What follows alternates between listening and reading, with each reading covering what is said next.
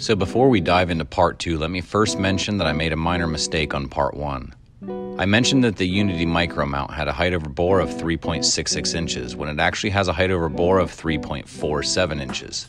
I accidentally used a bad reference when making part 1.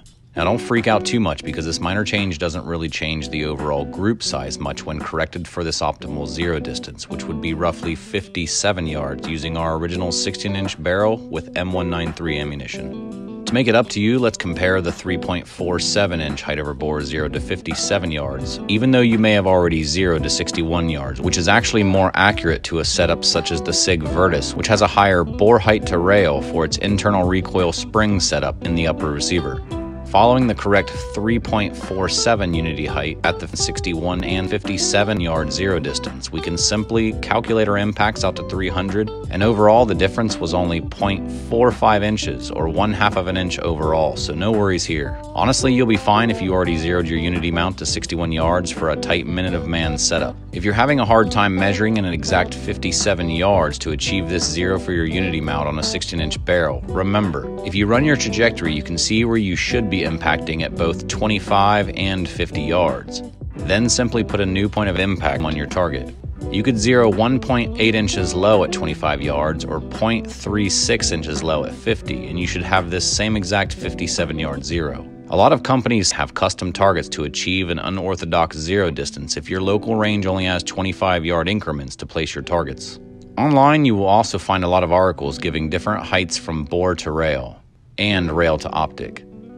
The only way we can know for sure is to get a pair of calipers and take the measurements ourselves. Aside from older varmint uppers that had their own proprietary rail heights, this should be the standard AR-15 rail height above bore. Here we have a bore to rail of 1.21 inches. This number can vary slightly, plus or minus 10,000th or so. Not to mention, the optic market is so vast, sometimes it's hard to find the correct rail to optical center height. You have optics like the Holosun 510C that even with the included spacer, aren't quite 2.8 inches over bore like the EOTech EXPS3. Even if I swap to the lower 2.6 inch absolute EOTech 512, the Holosun is still slightly higher, so you might want to measure this out yourself. I even tried lining it up with an ACOG that has roughly a 2.7 height over bore, and it's just a hair taller. Adding in the new Duty Red Dot sight that BrassFacts covered recently, the strange body size really does give the impression that companies don't care about streamlining an optic height anymore. The basic optic heights above bore that you'll need to know are roughly 2.6 for iron sights and absolute co-witness optics, 2.7-ish for the ACOG and some oddball optics like the Holosun, 2.8 for any 1/3 co-witness sights like the EXPS3, 3.14 for optics on a 193 mount, and the new trendy Unity mount at 3.47 inches. Obviously, if you add any additional risers, be sure to add the difference onto your overall height above bore. Now that we know the 57 yard zero will give you the tightest group out to 300 yards using this Unity mount on our 16-inch setup, I want to mention the 45 meter zero, currently in use with some military soft units experimenting with this Unity mount. 45 meters or 49.2 yards may be a closer zero than our 57 yard zero, but that's because we need to send our trajectory a bit higher to reach the further 300 meter objective distance while maintaining a tight impact group. To reach 300 meters, this projectile will have to travel an additional 28 yards to reach this 300 meter intersection distance. Following these projectiles, we can see that our 57 300 yard zero is basically the same as our 45 300 meter zero. If we look at the elevation between the 300 yard and 300 meter impact points, both impact back near their original bore starting points. The military has been experimenting with these Unity mounts and cleverly realized that this unique zero based in meters produces the smallest overall group size to 300 meters using the Unity mount height optic setup. Add in other round types like the 77 grain and this zero might have to be tweaked a bit more for the tightest group.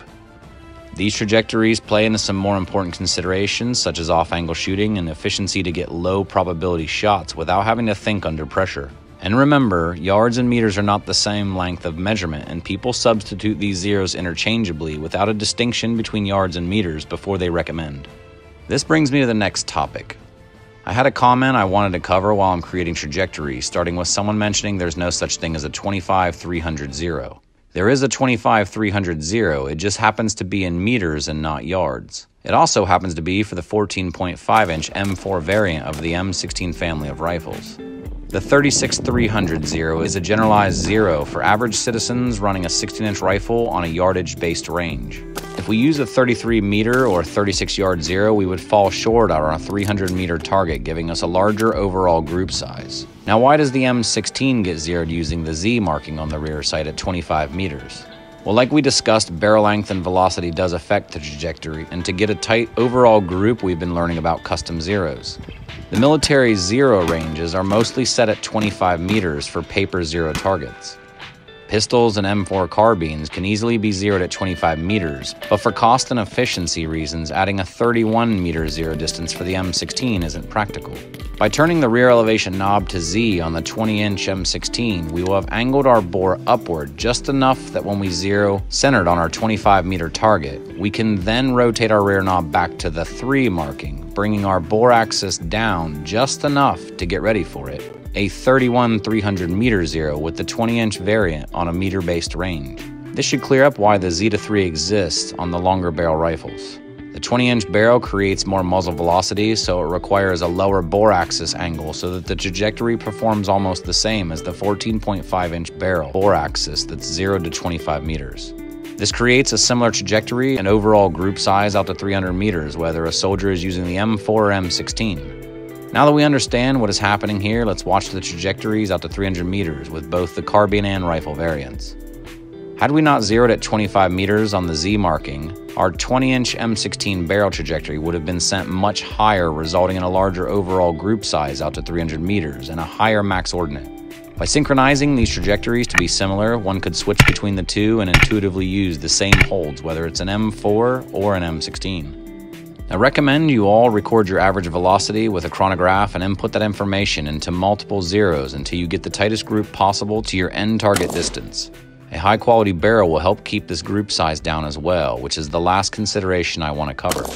Because our shot groups can open up in size the further out we shoot, we actually have a group that would look something like this. A 1MY barrel would theoretically have a 1-inch 3-shot group at 100 yards, 2-inch group at 200 yards, and a 3-inch group at 300 yards with perfect shooting fundamentals. If we settle for a 4MOA barrel, this exact same zero may produce a group of 4 inches at 100 yards, 8 inches at 200 yards, and 12 inches at 300 yards, changing our custom zero to a shape something like this. Since minute of angle also affects the shapes of these groups, don't cheap out on a shitty barrel, and thanks for watching part 2. If you like this 2-part video, stay tuned for some new videos on off-angle shooting and more ACOG tips and tricks in the works by hitting that subscribe button. These videos aren't very easy or quick to make, so show some love by also sharing with a friend who might find this information useful.